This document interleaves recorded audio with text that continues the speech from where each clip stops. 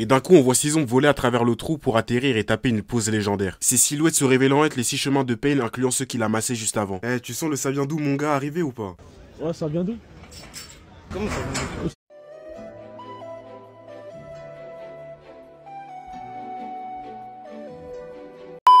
Alors l'action commence dans Amé, le village caché par la pluie que notre bien-aimé Jiraiya va infiltrer afin de récolter les infos sur Pain. Et pour ça, il va kidnapper 2 randoms et les interroger, mais bien sûr ils vont garder le silence au début. Mais tout ça va changer lorsque Jiraiya va en transformer un d'entre eux en grenouille. Faut voir le deuxième comment il a commencé à chanter. Hop, la cité, au Comico les blagues, j'ai cité. Hein? Attends.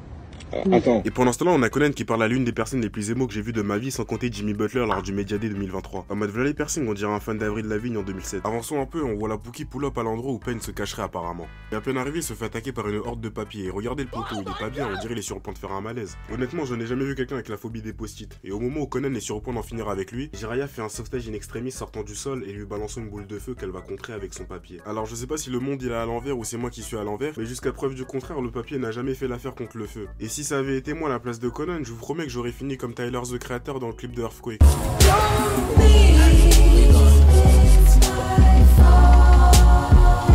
Lors de ce combat, Jiraiya finit par reconnaître la petite de 12 ans qu'il a entraînée auparavant, qui va d'ailleurs commencer à flotter et former des ailes avec ses papiers pour les balancer directement à Jiraiya, et qui va à nouveau créer une boule de feu pour contrer l'attaque. Mais si on zoome bien, on se rend compte qu'en fait elle balance juste des avions en papier. Quel manque de respect au final, sachant que son adversaire utilise tout son souffle pour contrer ses attaques alors qu'il en aura bien besoin à la fin du combat. Mais c'est pas grave parce qu'il décide de faire la même roulade que dans GTA V en crachant de l'huile pour après l'attraper avec ses cheveux, et ensuite la raisonner no jutsu. Avant même qu'il n'ait l'occasion de finir, on voit l'un des 6 chemins de Pain apparaître, et à peine arrivé, il va invoquer un crabe géant, en mode bro, wesh doucement, bien évidemment, et heureusement d'ailleurs, le crabe ne va pas faire l'enfeu et Jiraiya va rapidement le détruire. Mais comme apparemment ce chemin de Pain est gardien de zoo, il va très vite réinvoquer l'un de ses animaux chelous, cette fois ça va être un caméléon géant. Jiraiya se dit qu'il va lui présenter son animal de compagnie également, et du coup va invoquer Gamaken, son crapaud géant. ABG, vous allez tirer, nous aussi on tire, vous tirez, on tire. Pain devient invisible le temps d'un instant grâce au pouvoir de son caméléon. Du coup Jiraiya va taper ses sandales, bouger ses cheveux comme si c'était Willow Smith et activer une barrière de façon à ne pas se faire piéger. Mais comme je vous l'ai dit précédemment, le gardien de zoo a plus d'un tour dans son sac. Il va invoquer un chien à 3 têtes qui va directement venir se battre contre Gamaken. Combat assez intense qui obligera Gamaken et Jiraiya à prendre la fuite. Et dommage pour lui, les chiens qui ont fini par se séparer sont en trop grand nombre et finissent par le neutraliser et le sauter. Mais comme on dit, si vous tirez, on tire aussi. Jiraiya a plus d'un tour dans son sac également. Il va sortir un contre-no qui va permettre à son crapaud d'absorber ses adversaires. Pain va encore invoquer un animal. Cette fois, ça va être un oiseau slash poulet inversé,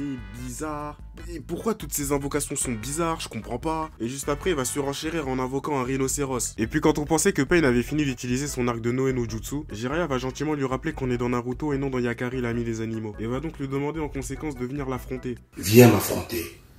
Je suis là. Tu vois, je suis debout. Je suis un homme.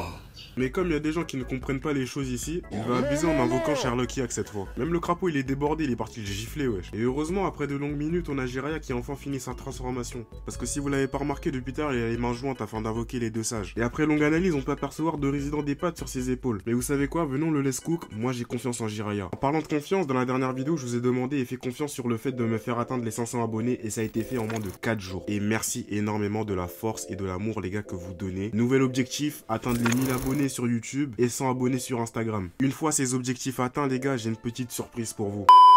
Et boum, en l'espace de 2 secondes, les deux sages vont réussir à neutraliser Pain et son animal. Ok, bon, j'avoue, je m'excuse. Je savais pas que les cachets de l'aide-soignante boostaient ainsi. Du coup, fini de jouer à cache-cache, Pain va invoquer 2 autres chemins et le vrai combat va pouvoir enfin commencer. On a un des 3 Pain qui va rapidement rush Jiraiya, mais va se faire endormir en se mangeant un kick. Suite à ça, Jiraiya et son équipe vont cracher un mélange bizarre ressemblant à l'huile de friture du McDo. Mais le deuxième va tout absorber sans aucune difficulté. L'ermite voulant prendre les choses au sérieux va balancer un Rasengan géant, mais qui lui aussi va être absorbé. Et du coup, le combat va prendre une tournure assez bizarre pour le protagoniste de cette histoire. On aura même le droit à l'apparition du panda dans JJK. Mais comme je vous l'ai dit précédemment, il a plus d'un tour dans son sac. Il va donc trouver le moyen de les hypnotiser grâce à un genjutsu et les empaler dans la vraie vie. Et lorsqu'on pensait que tout était fini et qu'il avait enfin battu Pain, il va se faire backdoor. Bonjour, princesse.